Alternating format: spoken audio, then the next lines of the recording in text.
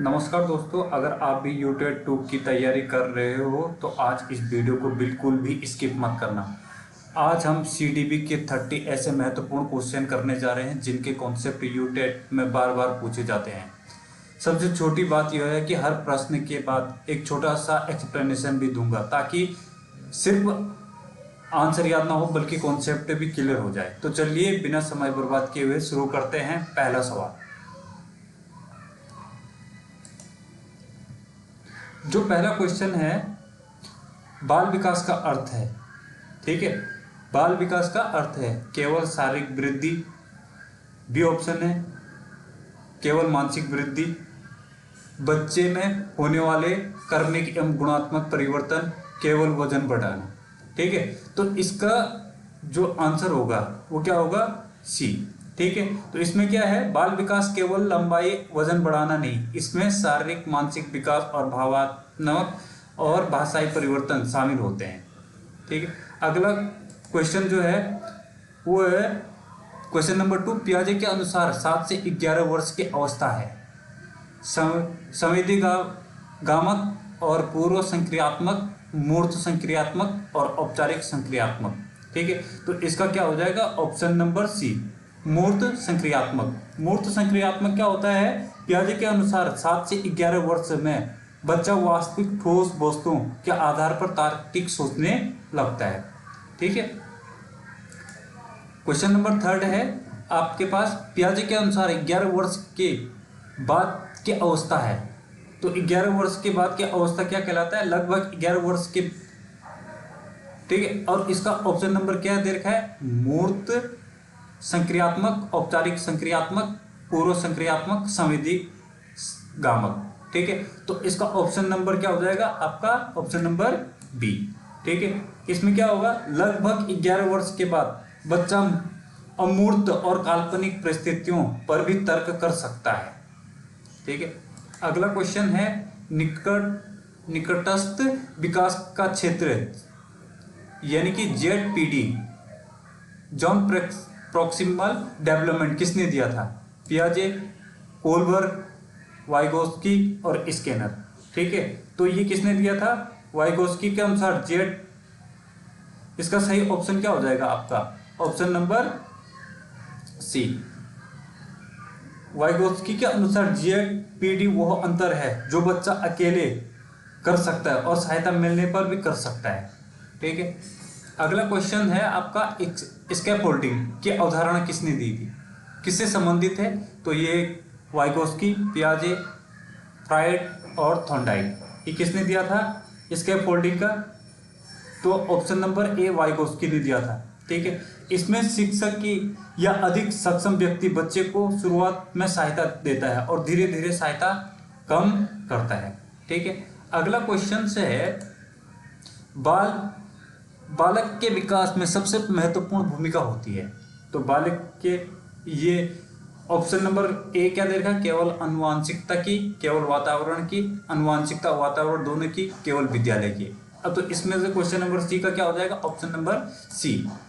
ठीक है, बच्चे का विकास उसके जीन और वातावरण दोनों से प्रभावित होते हैं, उसके जीन पे क्या करेगा, डिपेंड करेगा। ठीक है, अगला क्वेश्चन है, कोलबर्ग का सिद्धांत से संबंधित है, भाषा विकास, नैतिक विकास, शारीरिक विकास और बुद्धि विकास। ठीक है, तो कोलबर्ग ने बताया कि बच्चे में सही और गलत और नैतिक सोच धीरे धीरे विकसित होती है। तो किसमें होती है आपका, ऑप्शन नंबर बी, इसका सही ऑप्शन क्या हो जाएगा, ऑप्शन नंबर बी।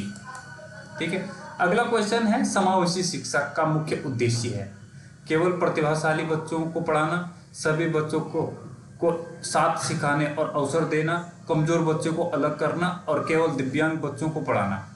तो इसमें क्या हो जाएगा समावेशी में, ऑप्शन नंबर आपका बी। ठीक है, ऑप्शन नंबर बी में क्या है कि इसका मुख्य उद्देश्य है कि सभी बच्चे चाहे उनकी क्षमता अलग हो, साथ सीखे और समान अवसर पाएं। ठीक है, क्वेश्चन नंबर 9 है, सीखने में बच्चे की गलती को शिक्षक को दंड देना चाहिए, नजरअंदाज करना चाहिए, सीखने की प्रक्रिया महत्वपूर्ण हिस्सा मानना चाहिए, या बच्चे को कक्षा से बाहर करना चाहिए। ठीक है, तो इसका क्या हो जाएगा आपका ऑप्शन नंबर सी। ठीक है, सीखने की प्रक्रिया महत्वपूर्ण हिस्सा मानना चाहिए। अब ठीक है, इसमें क्या होता है, बच्चे की गलती से शिक्षक का पता चलता है कि बच्चा कहाँ और क्यों कठिनाई महसूस कर रहा है। ठीक है, अगला क्वेश्चन से आपका 10th question, learning of the doing का संबंध किससे है? जॉन डुरी में, कोलबर्ग पे, पियाजे पे, वाइगोत्स्की पे। ठीक है, तो इसका ऑप्शन नंबर 10 में क्या हो जाएगा? Option number A. ठीक है, और जॉन डुडी, इसका option number A, John Dudi के अनुभव और कार्य के माध्यम से सीखने पर जोर दिया जाता है। ठीक है, अगला क्वेश्चन से बाल केंद्रित शिक्षा में शिक्षक की भूमिका होती है। ठीक है, केवल व्याख्यान देने में, नियंत्रण की, मार्गदर्शन एवं सहायता की, और केवल परीक्षक की। ठीक है, तो यहाँ पर ऑप्शन नंबर 11 का क्या हो जाएगा?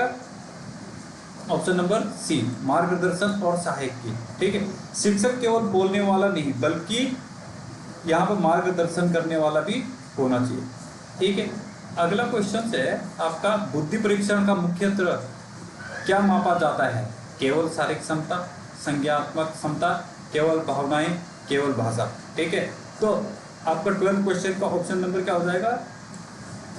संज्ञानात्मक क्षमता। ठीक है, बुद्धि परीक्षण मुख्यतः तर्क, समस्या समाधान और संज्ञानात्मक क्षमताओं का आकलन करता है। ठीक है, अगला क्वेश्चन है 13 वाला क्वेश्चन, बहुबुद्धि सिद्धांत किसने दिया था? गार्डनर ने, स्किनर ने, पावलोव ने और थॉर्नडाइक ने। तो ऑप्शन नंबर क्या हो जाएगा आपका? Option number A. ठीक है, किसने दिया था? आपका गार्डनर ने। ठीक है, तो हावर्ड गार्डनर ने बताया कि बुद्धि केवल एक प्रकार की नहीं होती है, इसके कई रूपों हो सकते हैं। इसके क्या हो सकते हैं? कई रूप हो सकते हैं। अगला है, गार्डनर के अनुसार बुद्धि केवल एक प्रकार की होती है, कई प्रकार की हो सकती है, केवल आईक्यू से निर्धारित होती है, जन्म के बाद बदल नहीं सकती है। ठीक है, तो आपका 14 क्वेश्चन का ऑप्शन नंबर क्या हो जाएगा? आपका बी, कई प्रकार से हो सकती है। हर बच्चे की क्षमता अलग क्षेत्र में मजबूत हो सकती है, जैसे भाषाई, तार्किक और संगीतात्मक आदि। अगला है, रचनावादी दृष्टिकोण के अनुसार बच्चा, ठीक है, ज्ञान को केवल याद करता है, स्वयं ज्ञान का निर्माण करता है, केवल शिक्षक पर निर्भर रहता है, केवल पुस्तक सीखता है। तो इसका ऑप्शन नंबर क्या हो जाएगा? 15 का बी। रचनावादी दृष्टिकोण में बच्चा अपने पूर्व ज्ञान और अनुभवों से नया ज्ञान स्वयं बनाता है। अगला क्वेश्चन है, फॉर्मेटिव असेसमेंट का उद्देश्य क्या है? फॉर्मेट असेसमेंट का उद्देश्य क्या होगा? यहाँ पे केवल अंतिम अंक देना, सीखने के दौरान सुधार करना, बच्चों को फेल करना, केवल रैंक बनाना। ठीक है, तो 16 का आंसर क्या हो जाएगा आपका? ऑप्शन नंबर बी, सीखने के दौरान सुधार करना। अब ये सीखने के दौरान सुधार किया जाता है ताकि कमियों की पहचान करके सुधार किया जा सके। अगला क्वेश्चन है, समेटिव असेसमेंट। समेटिव असेसमेंट सामान्यतः किया जाता है सीखने की शुरुआत में, सीखने की प्रक्रिया के बीच, पाठ्यक्रम अवधि के अंत में, केवल खेल के समय।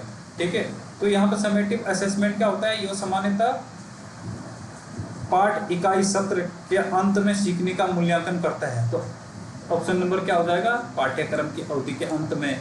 ठीक है, अगला क्वेश्चन है, डायलेशिया मुख्यतः किससे संबंधित है? अब डायलेशिया, यह हर बार क्वेश्चन पूछता है। डायलेशिया मुख्यतः कठिनाई पढ़ने और शब्दों को पहचानने में। ठीक है, तो ऑप्शन नंबर ए क्या हो जाएगा इसका सही?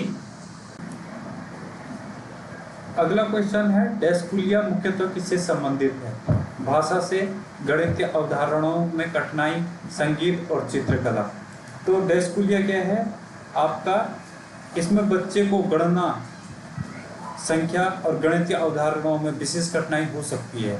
तो ये किस पे है? ऑप्शन नंबर आपका बी।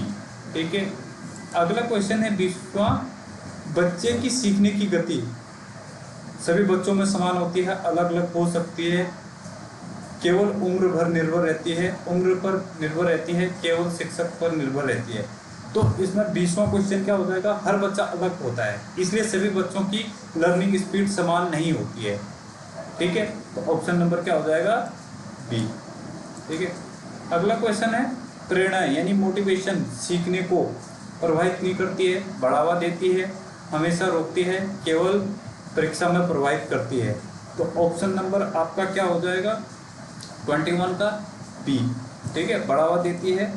प्रेरणा बच्चे को सीखने के लिए उत्साहित और सक्रिय करती है। अगला क्वेश्चन है, आंतरिक प्रेरणा का उदाहरण है। अब आंतरिक प्रेरणा का उदाहरण क्या हो जाएगा, पुरस्कार पाने के लिए पढ़ना, डांट से बचने के लिए पढ़ना, रुचि के कारण पढ़ना, अंक के लिए पढ़ना। तो ऑप्शन नंबर क्या हो जाएगा इसका, 22वें का सी। ठीक है, रुचि के कारण पढ़ना। जब बच्चा अपनी रुचि और संतुष्टि के लिए सीखता है तो वो आंतरिक प्रेरणा है। ठीक है, अगला क्वेश्चन है 23। यहाँ पे सकारात्मक पुनर्बलन पॉजिटिव रीइंफोर्समेंट का उदाहरण क्या है, बच्चे को डांटना, सही उत्तर की प्रशंसा करना, बच्चे को कक्षा से निकालना, गृह कार्य बढ़ाना।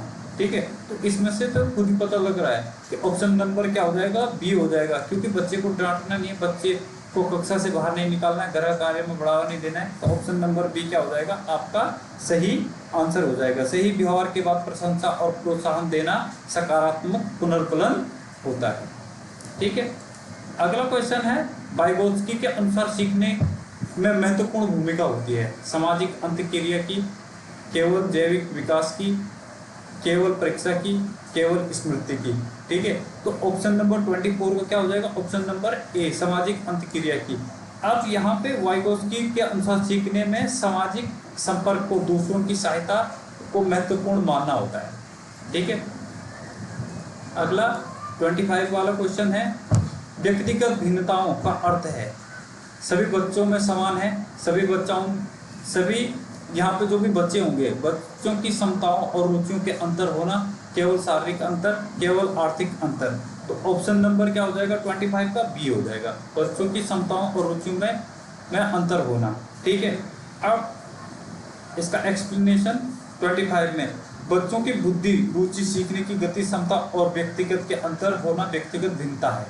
ठीक है, अगला है 26 वाला क्वेश्चन, एक अच्छा शिक्षक कमजोर विद्यार्थी के लिए उसे अलग कर देना, उसे कम महत्व देगा, अतिरिक्त सहायता, उचित अवसर देगा, उसे पढ़ाई से मुक्त कर देगा। ठीक है, अब यहाँ पे ऑप्शन नंबर आपका क्या हो जाएगा 26 का सी। ठीक है, अच्छा शिक्षक बच्चे को लेबल नहीं करता है बल्कि अतिरिक्त सहायता और उपयुक्त अवसर देता है। ठीक है, यहाँ पे डायग्नोस्टिक असेसमेंट है, निदात्मक मूल्यांकन का उद्देश्य क्या है, समस्या कमजोरी की पहचान, केवल अंक देना, केवल प्रमाण देना, प्रतियोगिता कराना। ठीक है, यह डायग्नोस्टिक असेसमेंट क्या होता है, ऑप्शन नंबर ए इसका सही आंसर हो जाएगा, समस्या और कमजोरी की पहचान करना है। इसका उद्देश्य पता लगाना है और विद्यार्थी को किस विशेष और किस प्रकार की समस्या है। ठीक है, 28वां वाला क्वेश्चन, यदि बच्चा किसी प्रश्न को गलत करता है तो शिक्षक सबसे पहले उसे दंड देना चाहिए, गलती का कारण समझना चाहिए, उसे कमजोर घोषित करना चाहिए, उसे कक्षा से बाहर निकालना चाहिए। तो ऑप्शन नंबर क्या हो 28 का क्या हो जाएगा, ऑप्शन नंबर आपका बी। ठीक है, शिक्षक को पहले समझना चाहिए कि बच्चे के गलती क्यों की और उचित सहायता देनी चाहिए। अगला क्वेश्चन है, किशोर अवस्था में सामान्यतः कोई परिवर्तन होता है, शारीरिक, भावनात्मक और सामाजिक परिवर्तन होते हैं, केवल शारीरिक परिवर्तन होते हैं, केवल मानसिक परिवर्तन होते हैं। तो 29 में क्या हो जाएगा, ऑप्शन नंबर आपका बी, यहाँ पे शारीरिक, भावनात्मक और सामाजिक परिवर्तन होते हैं। ठीक है, इस अवस्था में शारीरिक, मानसिक, भावनात्मक और सामाजिक कई प्रकार के परिवर्तन होते हैं।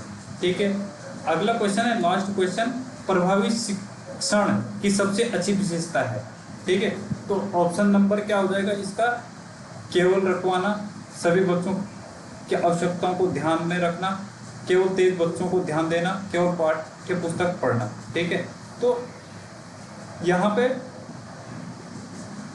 आपका ऑप्शन नंबर क्या हो जाएगा, बी। अच्छा शिक्षक बच्चों को व्यक्तिगत जरूर और क्षमताओं सीखने के तरीके को ध्यान रखता है। ठीक है, तो आई होप अगर आपको अच्छी लगी वो वीडियो तो चैनल को जरूर सब्सक्राइब करें और अपने दोस्तों तक भी